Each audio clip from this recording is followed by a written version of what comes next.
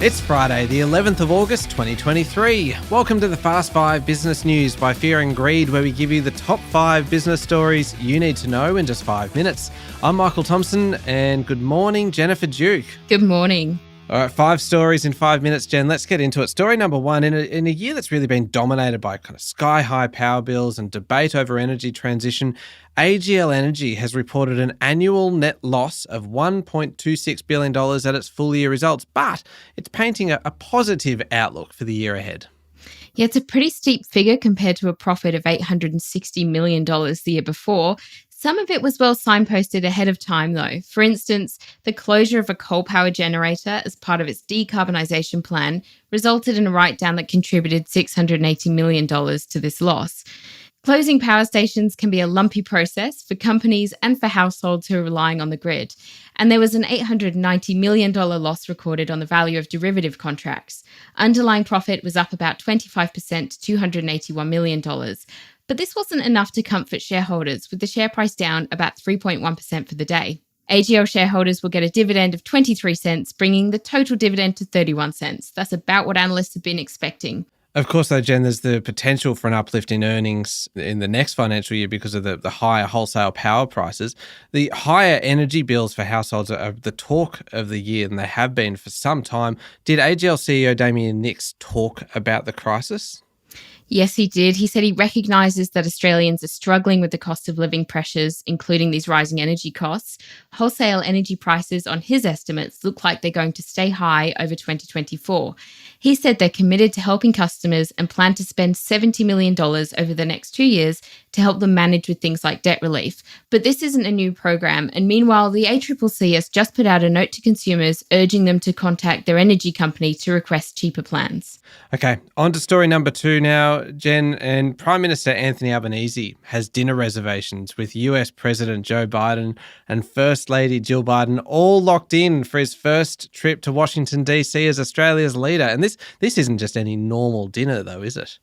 Oh, it's a state dinner with Biden on October the 25th. That's fancy. During Albanese's first official visit as Prime Minister. It is fancy. I want to see some photos of some handshaking and fancy suits. I think there is one thing you can guarantee, and that is that we will see plenty of photos, because really, in the end, it's all about those media opportunities that come out of something like a state dinner. Yes, it is. Yes, it is. And the White House confirmed in a statement that the two leaders are planning to discuss how they can strengthen collaboration on key issues to ensure they're equipped to handle evolving regional and global challenges. Albanese said this visit is an opportunity to talk about climate and the clean energy transition and security in the Indo-Pacific, and it's likely the discussions will span the AUKUS deal as well. Biden had to cancel a trip to Australia earlier this year because of US debt ceiling negotiations, so they'll have plenty to catch up on. Now, story number 3, Jen, this is interesting. European natural gas costs have surged. That's one part of the story. But at the same time, then, you've got the chances of worker strikes in that industry in Australia increasing. You better explain this one. Yeah, it's a really interesting one because natural gas costs in Europe jumped this week above 40 euros a megawatt hour, or about 67 Australian dollars. And that's the first time it's done that since June. Workers at Chevron and Woodside Energy Group facilities have voted to go on strike, and their industrial action could include an indefinite strike. And that would really disrupt the LNG industry in Australia. Australia sits alongside Qatar as the world's biggest LNG exporters. Talks are being held between the mining giants and the union, so it's not clear what will happen next with the strikes.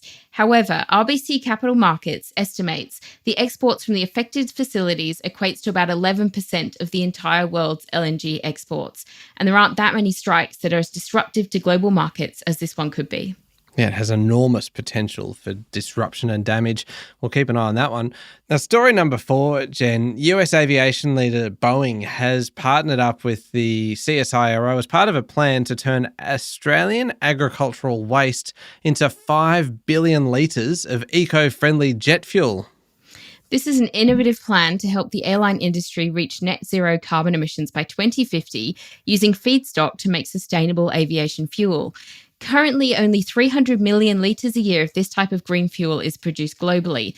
That sounds like a lot, but it's only 0.1% of what airlines actually need.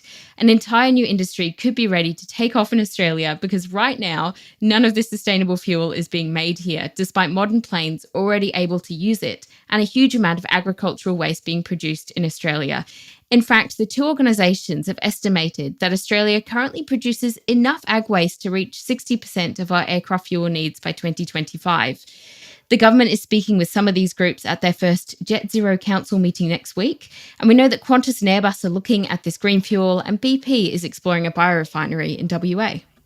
Jet Zero is a fantastic name. If you're going to have a committee, you've got to give it a catchy name, and they've definitely ticked that box. Story number 5, last one, Jen. Chinese internet giants are ordering $5 billion worth of NVIDIA chips as the big race for artificial intelligence heats up.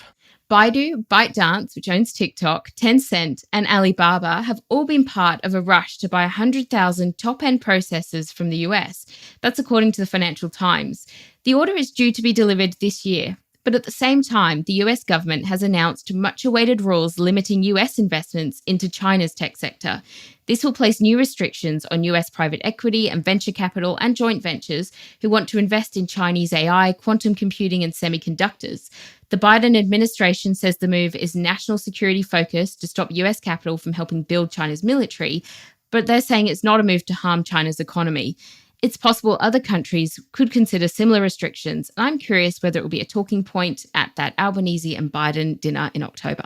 I'd hope so. I reckon they've got a list of things as long as your arm that they need to discuss. Fortunately, I imagine state dinners are quite long, so they'll have plenty of time to discuss it.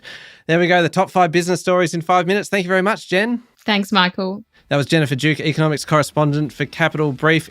It is Friday, the 11th of August, 2023. Remember to hit follow on the podcast. And if 5 minutes isn't enough, you can find our longer daily show called Fear and Greed Business News on your podcast platform. I'm Michael Thompson, and that was the Fast 5 Business News by Fear and Greed. Have a great day.